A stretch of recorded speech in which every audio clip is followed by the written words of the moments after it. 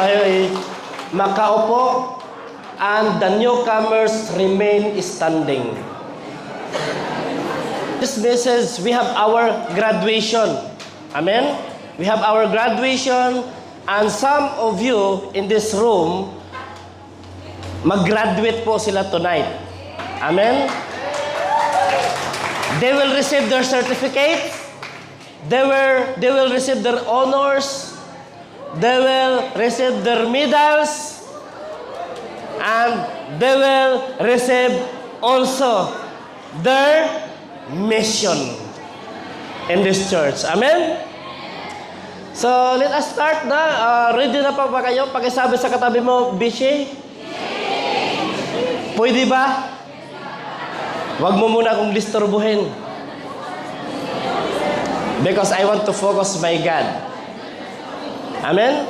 So, tonight, we have a lot of our VIP. So, I want you to focus, listen, and receive the revelation from our God. I know it is very hot. Amen? Mainit po kasi po, our aircon is under construction. No? We are waiting for that. When the aircon will come, or maybe tayo po ay mauna papunta sa langit. Amen? Importante mga kapatid, it's not that easy. Important kung paano tayo kainit sa ating pag-serve sa ating Panginoon. To our newcomers for tonight, I just want to share my life to you before I start the message. Sabihin ko po sa inyo, it is my personal experience, personal encounter with our God. Yung nga sabi ko sa inyo kanina, hindi po ako worthy to be called a pastor. And wala po akong desire na magpastor. Kasi po, yun nga, sabi ko, my grade level is, nahirapan pa ako mag-graduate ng high school. Please, interpret to them sa ating mga very important person tonight. Amen? So, wala po akong desire. Kasi po, sabi ko nga, na even po sa aking pag-graduate ng high school, nahirapan po ako. And, alam mo mga kapatid, isa po akong basag ulero. Sino ang mga basag ulero dito? Taas ang kamay. Amen? So, napaka-worst po ako kabasag ulero. And I did not expect that God will use me dito pa sa UAA. At alam niyo mga kapatid, the calling of the Lord is irrevocable. It means the calling of the Lord hindi nagbabago. Even when I was a child, even when I was in the womb of my mother, even po mga kapatid, in my trials, in my struggle, the calling of the Lord hindi nagbabago. If God called me, alam ko po na all of us in this room, we are also called by our God.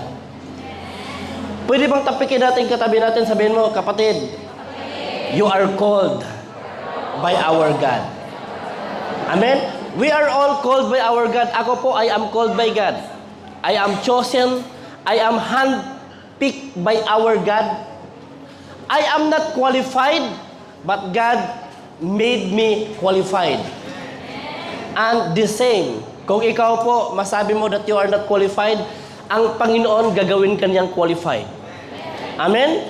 So, in my journey in this ministry, it's not easy. Kaya nga, sabi ko, I am not worthy. Hindi ko in-expect na God will use me. Kasi po, dahil po sa my struggle is kung paano magsalita ng Tagalog, paano magsalita ng English. Kasi po ako ay laking Bisaya. But alam mo mga kapatid, grabe po ang Panginoon. Hindi lang po ako nag-stay sa pagka-Bisaya, marunong na din ako mag-Tagalog, mag-English, nadagdagan pa. Pero, hindi man continuous, but natutunan ko po. Dahil alam mo mga kapatid, God called me in this ministry. At naniwala po ako na when God called me, lahat po tayo tinawag tayo natin Panginoon, anumang sitwasyon na mapinagdaanan natin, anuman po ang mga problema, circumstances. Kung anuman po ang pinagdaanan ko, Ang Panginoon, kung ano rin po ang pinagdaanan natin, ang Panginoon the same. We are called by our God. Tinatawag po tayo ng ating Panginoon. At lalo na sa time na ngayon. Amen? Sino dito ang nag-struggle this week lang? Taas ang kamay. No? Nag-struggle tayo. Nag-flooded ang bahay natin. Lahat ng lumulutang. Bed natin, grabe. Ang daming mga nasisira. Ang pinakasad, mga kapatid, is meron pa talagang namamatay. Akala ko yung flood na nangyayari, walang namamatay eh. But when I read the news, may mga namamatay. May tanong po ako sa inyo mga kapatid. Yung mga namamatayang iyon, hindi man tayo makapag-judge sa kanila. May tanong po ako sa inyo. Nagsiserve ba talaga sila kay God? Walang sino mang makapagsabi na, oo, pastor. Hindi sila nagsiserve. Walang makapagsabi, and all of us, hindi natin alam ang buhay nila. But, ang tanong lang, kung sila po ay hindi nakapag-serve sa ating Panginoon, na nalagutan sila ng buhay, nasa mundo sila. Alam mo, napaka-problem po pag namatay ka na walang Diyos. Sabihin mo sa katabi mo, my friend, problem too much. If you die without Christ, too much problem. Amen? That's why, alam niyo mga kapatid, you are blessed. Kasi po, my friend na nag-invite sa'yo, hindi ka dinala sa inuman, hindi ka dinala sa shopping mall, hindi ka dinala sa diskuhan, hindi ka dinala sa birthdayhan, but dinala ka sa church. Amen? Yan po ang tunay na kaibigan. Sabihin mo sa nag-invite, kapatid, tunay kang kaibigan. Dahil dinala mo ako dito. Amen? So mga kapatid, ang Diyos may plan. When I received the calling of the Lord, ang dami ko pong pinagdaanan, mga kapatid. Pero alam mo ba mga kapatid, hindi ko in-expect na tonight, ang message na ito, alam ko po na para sa ating lahat. Amen? Kaya sabi ko kanina may mag-graduate, but before sila gagraduate, gusto ko itong ibigay sa kanila ang mensahe at para sa bawat isa natin. When I receive my God, my Lord and personal Savior, alam mo ba mga kapatid, yung pag-receive natin sa ating Panginoon, may kasamang trabaho yun. Come on, tapikin mo sa katabi mo, kapatid, when you receive God, may trabaho kang gagawin. Amen? So ang mga taong tunay na nakareceive sa ating Panginoon, gumagalaw sa kaharian ng ating Panginoon. Hindi napapagod, hindi napupuyat, bagkus ang kanilang kasiyahan is to serve the Lord. Yan po ang taong may tunay na pagtanggap sa ating Panginoon. Pero kung ikaw napapagod, kung ikaw naging hindrance sa iyo ang pagsamba, kung ikaw naging hinder sa iyo ang pag-serve sa ating Panginoon, kapatid, tanungin mo ang iyong sarili. Come on, sabihin mo sa katabi mo, kapatid, nahihirapan ka ba to serve God? Alam mo mga kapatid, when I serve God, my Lord and personal Savior, when I receive my God sa buhay ko, akala ko enough na yon. Akala ko matatawag na akong anak. Akala ko matatawag na akong friend or servant. Hindi pa pala. Kasi po, when you receive the Lord God, our personal Savior, mga kapatid, may dapat obligasyon na dapat nating gawin. Hindi po sa relihiyon.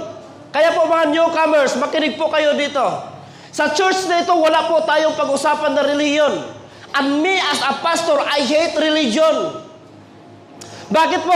Ang daming mga taong tumatayo sa kanilang mga relihiyon, nagsimba, paglabas sa simbahan, gumagawa pa rin ng kasalanan, nag-iinom, nagsisigarilyo, nagmamarites. Yan ba ang tunay na nagsiserve sa ating Panginoon? And you are claiming, I am a Christian.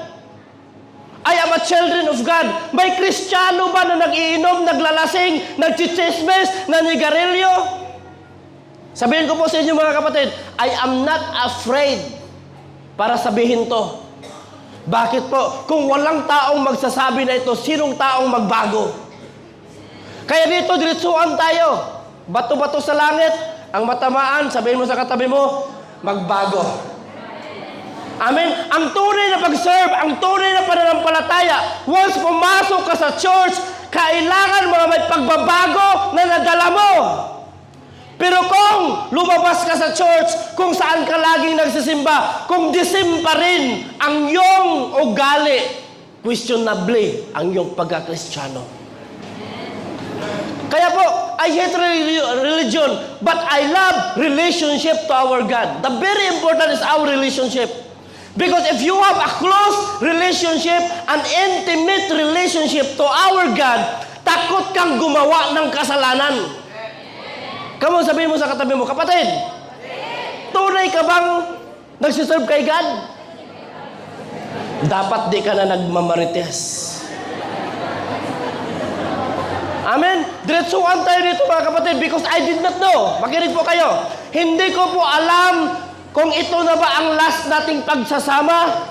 Ito na ba ang last nating pagkikita? Or either ako ang maunang mawala or ikaw ang unang mawala. Hindi mo pwedeng masabi na in Jesus' name because our tomorrow we did not know.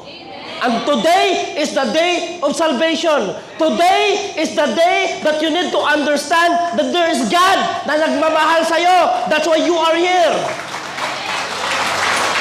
Amen? Not my religion, not my denomination. I hate those person na tumatayo kasi yung relihiyon, pero same pa rin ang iyong ugali. But you know, when God changed my heart, when I received my God, my Lord and personal Savior, doon ko po nakita na yung buhay ko pala dati nakakadiri sa harap ng ating Panginoon. Ang dumi-dumi ko pala. Isipin mo, kahit dirty-minded lang, marumi ka na sa harap ng ating Panginoon. Paano pa kaya yung ginagawa natin? Paano pa kaya yung lumalabas sa mga bibig natin? Kung ang isipin natin, hindi kaaya-aya, hindi katanggap-tanggap sa ating Panginoon, paano na lang kaya yung mga ginagawa natin? Paano na lang kaya yung mabinitawan ng ating bibig? That's why tonight mga kapatid, gustong ipakilala ng ating Panginoon that, anak, kailangan mo lang relasyon. Because if you have your intimate relationship sa ating Panginoon, takot kang gumawa ng kasalanan. When I receive my God, makinig po kayo, when I receive my God, my Lord and personal Savior, sabi ko agad kay God, Lord, I am ready. Send me where you want me to go, and I will do what you want me to do. And suddenly, God give me this ministry. Kaya ito yung pag-usapan natin. Binigay po sa akin ng God ang ministry. Sabi ko, it is difficult to be a pastor, but when God called me to be a pastor, napakasarap ng buhay. Bakit po? Ang kasama ko, hindi barkada, hindi mga marites, ang kasama ko, ang Diyos. When I received this ministry, mga kapatid, ito yung ministry na dapat nating pasanin. Ang daming mga tao na kung imbitahin natin sa simbahan, laging sagot, busy. Amen? Pero sa personal na trabaho, grabe ang busy. Pero pag ministry, mga kapatid, hindi tinatanggap. Parang nabibigatan. Mabigat talaga ang ministry. And every one of us, we should have the ministry. The ministry to proclaim the gospel of the Lord, to change the life of the person, to give the good news to the person who are lost. Sino ang gagamitin kung walang gagalaw? And I am blessed, I found my ministry. Come on, sabihin mo sa katabi mo, did you found your ministry? Diba? Medyo mahina ang tunog natin, no? Kasi guilty tayo. Wala tayong ministry eh. Amen. Ulitin ko, did you found your ministry? If you're not found your ministry, this is your time. Come on, sabihin mo sa katabi mo, this is your time. Amen. Huwag kang mag-stay sa church mo na nagpapakintab ka lang ng upuan. Nagpapasikip ka lang. Nagpapabigat ka lang. Wala kang ginagawa. But God, He did not call you to be a sitter. Come on. Sabi mo sa katabi mo, God did not call you to be a sitter of the church. Because God, He did not go with a sitter. God will go with the goers. Kung nakaupo ka lang, kung wala kang ginagawa, hindi ka sasamahan ni God. Bakit? In Jesus' ministry, si Jesus hindi mapakali. In time na si Jesus pa ang nagministry sa mundong ito, lagi siyang lumalabas, nagpe-preach ng kingdom ng ating Panginoon. Walang anak ng Panginoon na mag-stay sitter. Sabihin mo sa katabi mo, kapatid, hindi ka maging sitter. Nandito ka because God want to open your heart. Marami kang kaibigan na marites. Marami kang kaibigan na manginginom. That's why you are here. You are sitting because God want to impart His power. God want to renew your life. God want to change your life. Kasi gagamitin ka ng Diyos sa mga taong nakapaligid sa'yo na gumagawa pa ng kasalanan. That's why you are here. It is not an accident. It is the plan of God why you are here. Find your purpose. Magpagamit ka while the clock is ticking. Habang ang pulso natin gumagalaw pa, this is our time. Ask God, Lord, ano po ba ang ministry ko? Ano po ba ang pwede kong may ambag sa iyong kaharian? Ask God, while you are still alive, Lord, what is my ministry? Lord, tell me. Urgent. Hindi kayo pag-minister sa ating Panginoon, paggawain sa ating Panginoon, laging delay. Laging late. Laging wala. Bakit pag-minister kay God? Grabe, ang ano natin, alam mo yung ang kunat natin. But alam mo mga kapatid, hindi po ito yung isang aksidente. Nandito ka po because God has a plan for you. Kamu sabihin mo sa katabi mo, ang Diyos may plano sa iyo. Amen? Ang ministry, the word ministry mga kapatid, ito yung serbisyo mo sa ating Panginoon. You are serving this world. Nagtrabaho ka para sa iyong sarili. Nagtrabaho ka para sa iyong pamilya. Nagtrabaho ka para sa iyong kinabukasan. Nagtrabaho ka para magkaroon ka ng magagarang sasakyan. Nagtrabaho ka para magkaroon ka ng bahay. Nagtrabaho ka para makakuha ka ng magandang trabaho. But ang tanong, kumusta ang trabaho mo kay God? Napaka-unfair. Nagpapayaman tayo. Gusto nating makuha lahat ng yaman ng mundo. But ayaw mo makuha ang kingdom ng Diyos. And the very important is the kingdom of God. Because in the kingdom of God, there is everything. Whatever that you have desire, in the kingdom of God, there is everything. Come on, sabihin mo sa katabi mo, in the kingdom of God, there is everything.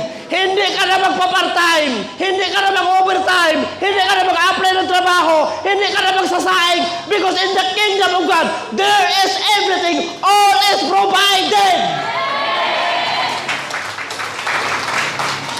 Amen? Diyan ka lang ba magsabi, Lord, mahal kita. Kung ang buhay natin 50 dirhams na or 500 na bawat hinga, doon mo pa sabihin, Lord, use me. Kung ang bawat hinga natin 500, Lord, gamitin mo ako. Diyan ka na magsabi kung pilay ka na, baldado ka na. But you are strong pa, wala kang ginawa sa ating Panginoon. Paano mo sabihin si God, Lord, mahal kita, but you did not know how to follow the command of our God?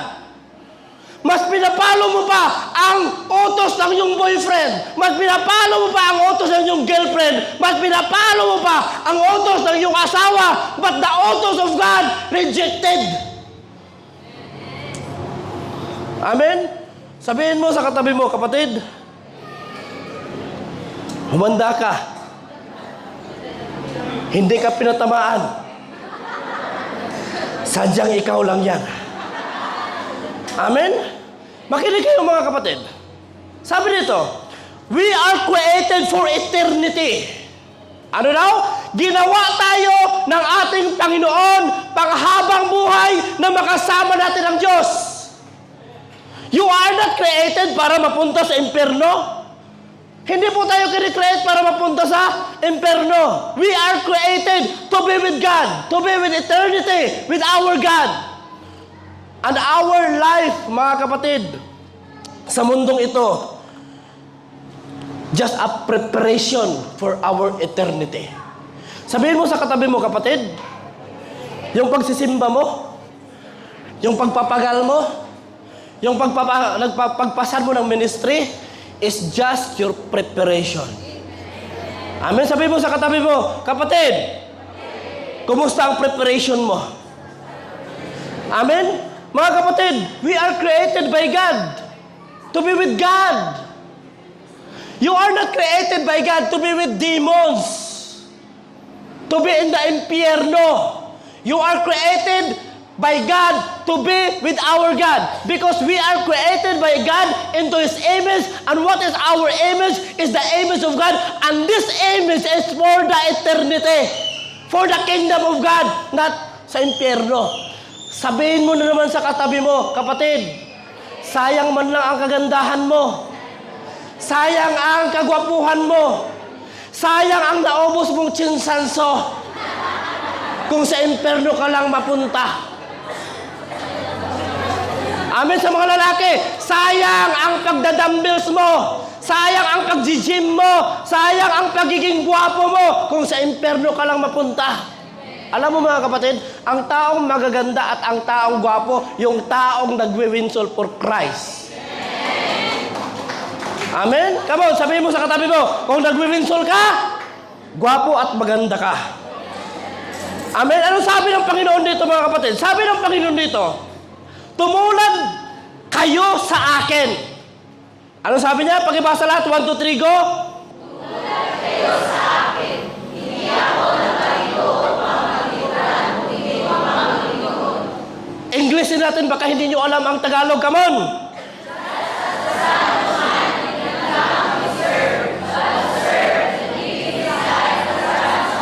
Anong sabi ng Panginoon? Hindi siya pumarito mga kapatid para mag-upo lang. Hindi siya pumunta dito mga kapatid para magpahayahay. But pumunta ang Panginoon hindi para magpasilbi. Pumunta ang Panginoon para mag-serve. That's why the life of our God is very best example in serving. Mas maganda pa sa atin, tayo ang pinagsilbihan eh. Tayo ang pinagluto, tayo ang pinapaliguan, tayo ang sinusubuan pagkain. Pero our God, mga kapatid, siya mismo ang nagsiserve. Best example siya in serving. Kaya sabi ng Panginoon, tumulad kayo sa akin, gawin niyo ako example. Naparito ako upang paglingkuran, kundi ang maglingkod.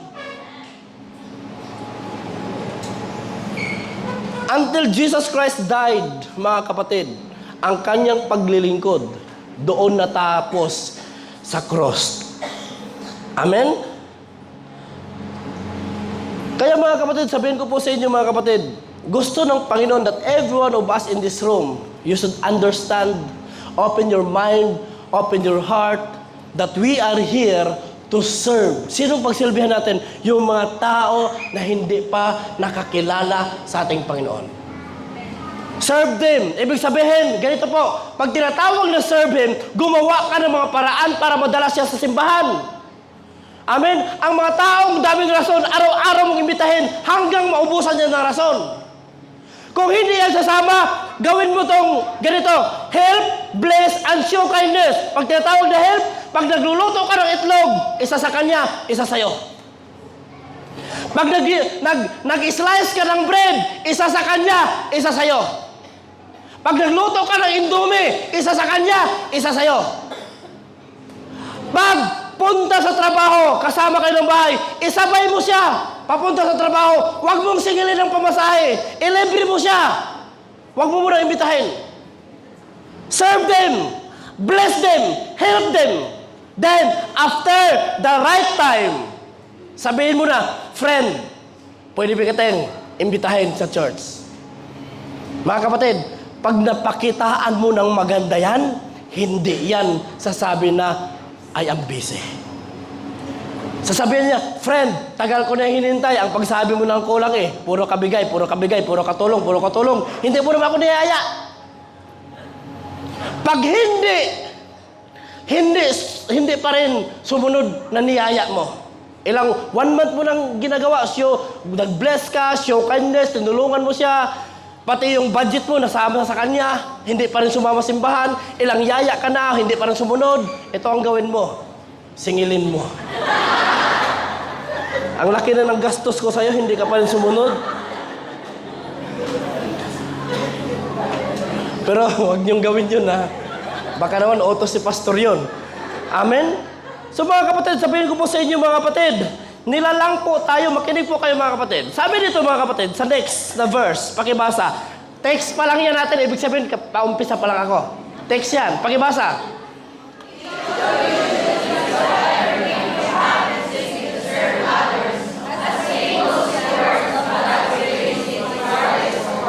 Sabi dito, each of you should use whatever gift you have received to serve others as faithful steward of God's grace in its various forms. The word various forms, kahit anong klase na pagtulong gawin mo. Amen? Bawat isa natin mga kapatid, no? Bawat isa natin, we have received gift. Ako, naka-receive ako ng gift. What is my gift? To be a pastor. To help those people that they are hunger and thirsty by the word of the Lord. To help them to bring back their life into the original plan ng ating Panginoon. To bring them into the faith of Jesus and to know Jesus personally. That is my gift. I have also gift pagtugtog, meron din ako. I have also gift pag-prayer. May gift din ako to be a leadership. I have a lot of gift na binigay ng Panginoon. And all the gift that I have, ginamit ko po sa ating Panginoon. Now, may tanong ako sa katabi mo. Sabihin mo, ikaw, my friend, ano ang gift na naagamit mo na kay God? Amen? So, alam mo mga kapatid, bawat isa natin mga kapatid, binigyan tayo ng gift. At bawat gift, sabi ng Panginoon, you should be faithful stewards sa mga gift na meron ka. Dapat mga kapatid, maasahan ka, faithful ka sa gift na binigay ng ating Panginoon. We are called by God. When the calling of God binigay sa atin, may kasama yung gift. Amen? Tingnan natin yung pangalawang verse. Pakibasa lahat.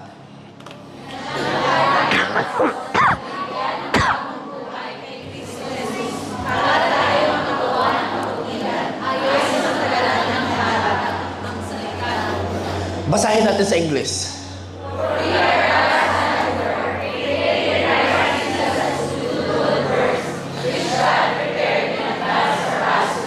Sabi nito mga kapatid, for we are God's handwork or handiwork, created in Christ Jesus. Kini-create tayo para kay Kristo to do good works. Amen? To do good works which God prepared in advance for us to do. Ibig sabihin mga kapatid, we were made to make contribution. Come on, sabi mo sa katabi mo, ginawa ka para magkaroon ng contribution sa kaharian ng Diyos. Not just to consume. Kini-create ka para may contribution. You are not created to be consumed. Na mawala ka lang bigla sa mundong ito. But you are created by our God to do the work of our God. Ang gusto ng Panginoon, you are not consumed by the world, but you are consumed by the power of the Holy Spirit in your life. That your life is a dwelling places of the Holy Spirit ng ating Panginoon, and you are always available to do the good work para sa ating Panginoon. Amen? Nandiyan pa ba tayo? Kaya mga kapatid, kung nasanay tayo sa ating mga comfort zone, this is your time. Labas kayo sa comfort zone. Because your life, God created you para may makontribute ka sa kanyang ministry. May makontribute ka sa kanyang kaharian. Napakasarap na babalik tayo sa ating Panginoon. Pag namatay tayo, aangat tayo, pupunta tayo sa kaharian nating Panginoon. Napakasarap pagsabihin ng ating Panginoon, "Well done, my good and faithful servant." Napakasarap na pakinggan yon. Kaysa naman mapakinggan mo, "I did not know you. Get away and get out into my door." Kaya mga kapatid, ang buhay natin, ako po, parang nagsisi nga ako na nakilala ko ang Diyos, 20 years old na ako eh. Nagsisi ako, sabi ko, grabe, almost kalahating year na lang ang pwede kong ipagamit kay God. But, alam mo, I am happy. Kahit pa man, late ko na nakilala ang ating Panginoon. But when I desire, yung nag-desire ko na magpagamit sa ating Diyos, grabe, ginamit ako ng ating Panginoon. And I started this ministry here in Al-Ain. Grabe yung grabe yung desire ko. Kahit ang dami kong rejected. Ang daming mga tao na ayaw tumatanggap sa akin. Ang daming mga tao na ayaw maniwala sa akin kasi ang mukha ko parang magnanakaw. Ang height ko parang hindi makapagkatiwalaan. The way ako magsalita parang walang laman. But when the Holy Spirit consumed my life, when the Holy Spirit empowered me, hindi ko alam kung bakit ang Diyos namuhay sa mga buhay ng tao at sumunod sila sa ating Panginoon using my life. Kaya mga kapatid, kung ginamit ako ng ating Panginoon, come on, tingnan mo yung katabi mo, paano na lang kayo yung height mo? Paano na kayo yung mukha mo? Yung height mo, kung sa bigas pa, sa bigas? Ikaw yung jasmine rice. Amen? Ano pa yung mga masasarap na bigas? Ano yun? Kondrado? O, basta yun na yun, yung naisip nyo. Ganun kayo eh. Kayo yung mga bigas, mga kapatid, na mga mamahalin. Ako lang din yung bigas na NFA. Pero ako yung pinipilahan ng maraming kaluluwa. Hindi man ako marunong mag-English, wala man sa mukha ko, wala man sa height ko, but sabi ng Panginoon, that's why hinahanap ko yung mga tao na tinatawag na the least of the earth, and I empower them, I will use them to put a shame to those people na may mga pride sa buhay. Kung ginamit ako ng Panginoon, mga kapatid, sabihin mo sa katabi mo, why not ikaw hindi ka gamitin? Amen? Ano sabi ko nito? We are made to make a contribution, not just to consume. What matters is not how you long live or how long you live, but how you live. Hindi po ibig sabihin, hindi po nagmamatter kung gaano ka nakatagal sa mundong ito. But ang napaka-importante kung paano ka namuhay sa mundong ito. I pray that this message of God is an open eye to all of us in this room. That time na ngayon, mga kapatid, you need to wake up. Ang mundo natin, isipin mo, ang UAA dapat ngayon tag-init na. Isipin niyo po, dapat tag-init na ngayon. At alam na alam ng taga rito kung ano ang month na tag-init, ano ang month na tag-ulan. Pero alam mo ngayon mga kapatid, ang ulan ay continuous. Ano ang sabi ng Panginoon? The dry places is under the curse. But when the Christian is moving in the dry place, my blessing will flow and overtaking to them, and the only blessing na pinakita ng Panginoon is the rain. Yes. Bakit inuulan na ang dry places? Because nandito tayo sa Al-Ain. Amen, grabe. Dati nag-pray kami ng ulan, nag-pray kami ng tubig, grabe. Yung Montero ko lumutang sa tubig. Hindi ako nasasaktan. Bakit? Grabe, ang pag-init na init, nag-pray tayo ng ulan, pero nandito na, okay lang yung lumutang yan. Ang Panginoon mag-protect yan. Grabe, ang daming sasakyan na sira, pero ang aking sasakyan namin, grabe, survivor.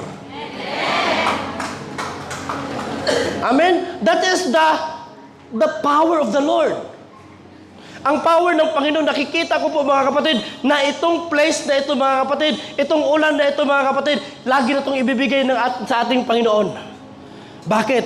Marami ng mga Kristiyano na nagpe-pray sa place na ito. Amen?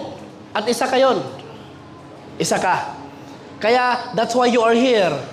Because God want to use you in His ministry. Amen? Palakpakan natin, Panginoon.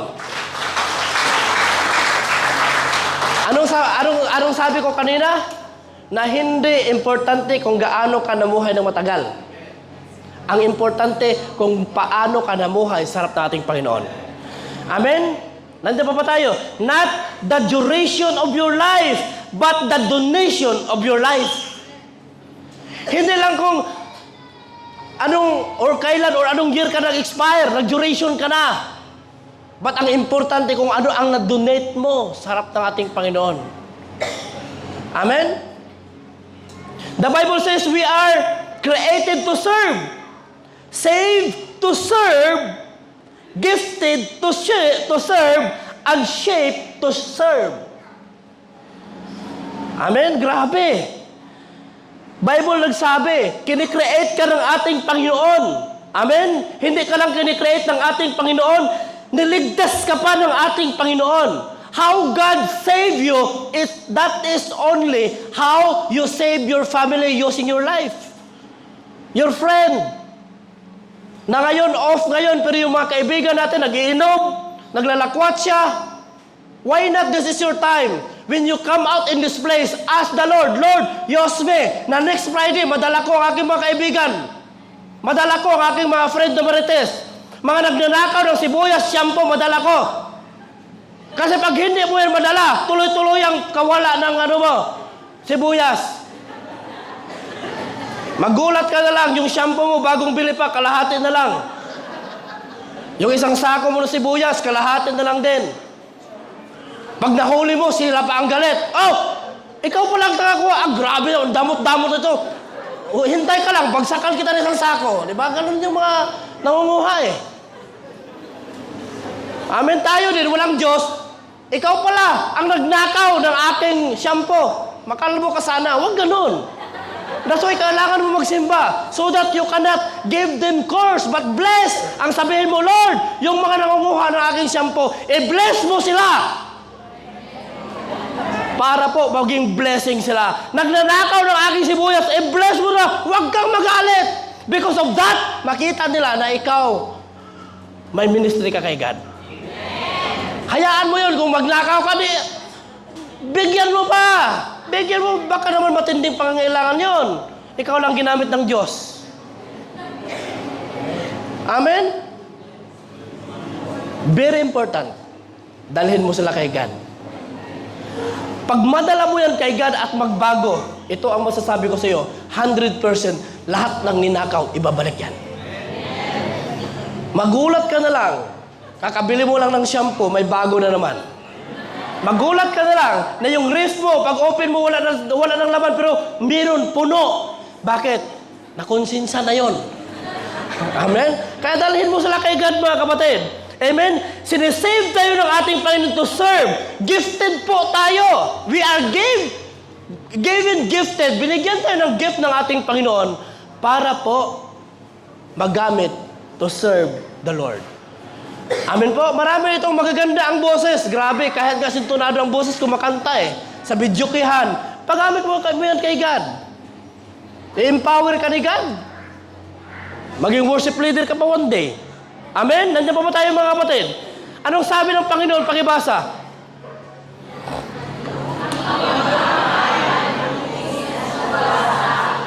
Anong sabi ito mga kapatid? Your hand shaped me and made me. That is the hand of the Lord. Sabi ito, will you now turn and destroy me?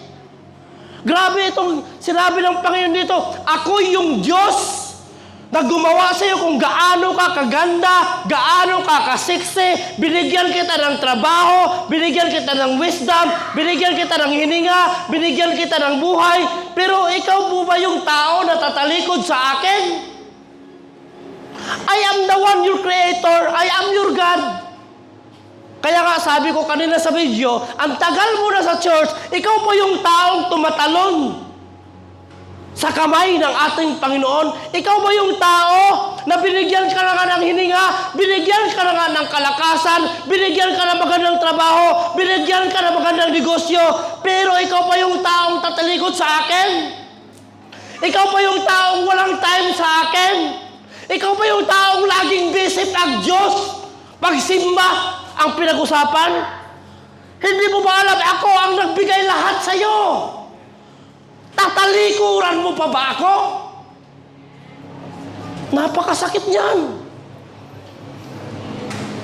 Kaya sabi ko, Lord, thank you for this message. Alam mo, grabe struggle ko yung gabi. Grabe, hanggang alauna, alas 2, hindi ako nakagawa ng mensahe. Glory to God, pagdating ko sa trabaho, sabi ko, Lord, it is my time. While I am working to you, sa trabaho ko na binigay mo sa akin, magtatrabaho din ako sa iyo. Habang nag-report ako, habang nagbigay ako ng trabaho, gumagawa din ako para kay God. At least balance.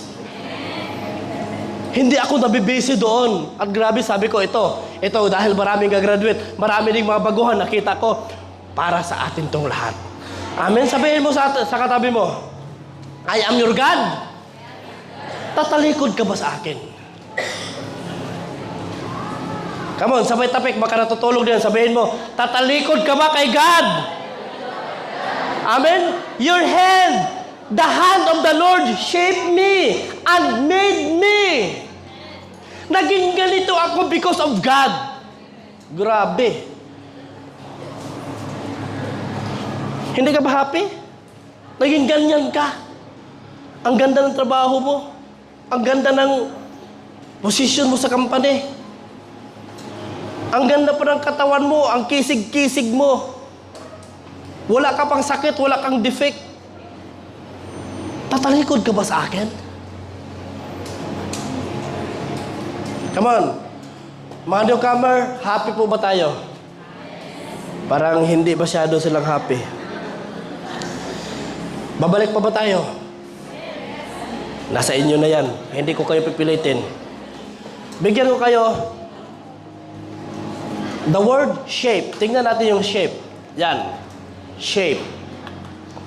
Alam mo mga kapatid, ang shape mga kapatid, hindi po yan basta-basta, may meaning po yan. Ang is po dyan mga kapatid, yan tinatawag na spiritual gift. Kinikreate ka, sinishape ka ng ating Panginoon at binigyan ka ng spiritual gift. Grabe. No? Sinishape ka ng Panginoon, God created you by His hand. At hindi lang yun mga kapatid, binigyan ka pa ng spiritual gift. Next, binigyan ka niya ng kasunod ng puso. Para po ano ang gift na binigay ng ating Panginoon para sa bawat isa natin, may puso ka na gagawin mo yan para sa ating Panginoon. Amen? Heart po mga kapatid. Next, hindi lang heart. When God gave you the gift, when God gave you the heart, when God gave you next, bibigyan ka din po ng abilities. Hindi mo alam, bakit nakaya ko? Bakit nakakreate ako ng ganito? Because God give us the abilities. At saka mga kapatid, next is personality. No? Individual binigay ng Panginoon bawat isa natin. Then, hindi lang po yan mga kapatid, binigyan po tayo ng Panginoon ng experiences. Amen? So, sino sa atin ang may kapareho or pare-parehong abilidad, personalidad, gift, or heart, mga kapatid? Sabihin ko po sa inyo mga kapatid, lahat ng meron ka na binabasa mo ngayon, this is shaped by God for you to do the work of our Father. Amen? You know, I am serious. I am serious while serving God. Kagaya lang din po ako sa inyo dati, nakaupo lang ako. But when I received the gift na binigay ng ating Panginoon, doon po ako nag-start, Lord, gamitin mo ako. Wala akong kapamilya dito mga kapatid. Wala akong kapatid dito. Walang-wala talaga. Nag-start po ako dito, I am and only my God ang kasama ko. Until now, hindi ko in-expect na nandito na pala ako Ang dami ng mga nagbago sa harap ng ating Panginoon. Pero isa lang masasabi ko, sa nakikita ko sa aking mga mata ngayon, sa mga nakaharap ko ngayon, ito lang masasabi ko, wala pa akong nagawa kay God. Wala pa. Hindi pa to nakashake sa alin. Biruin mo mga kapatid, kung bawat isa sa atin dito sa room na ito magkaroon ng desire to reach out those people was lost in the alin. Kung bawat isa natin magkaroon ng ganyang desire, mga kapatid, mag-shaken ang alin. Isipin mo, kagaya ni Jonathan, ilang pamilya ang dinala ni Jonathan ngayon? Ilang pamilya? Dala mo? 3 pamilya. Isipin mo, isang tao, 3 pamilya dinala. Baka mas matindi ka pa doon. Ang dadalhin mo 4. Next time, pastor, umanda ka. Poproblemahin kita. 4 dalhin ko, 4 na pamilya. Isipin mo kung bawat isa sa atin may ganung attitude. Use your gift habang buhay pa tayo. Use your heart. Use your ability. Paggamit mo ang sarili mo. At makikita mo kung paano ka gagamitin ng ating Panginoon. Amen? Nandiyan pa ba tayo? Dito po ako magtatapos. Sabi nito, pakibasa lahat.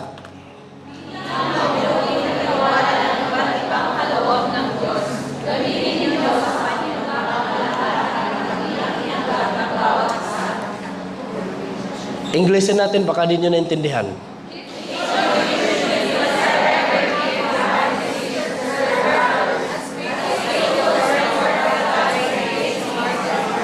Dinaanan ko niyan kanina. Sabi ito, bilang mabubuting katiwala ng iba't ibang kaloob. Each of you should use whatever gift that you have received. Bawat isa sa atin.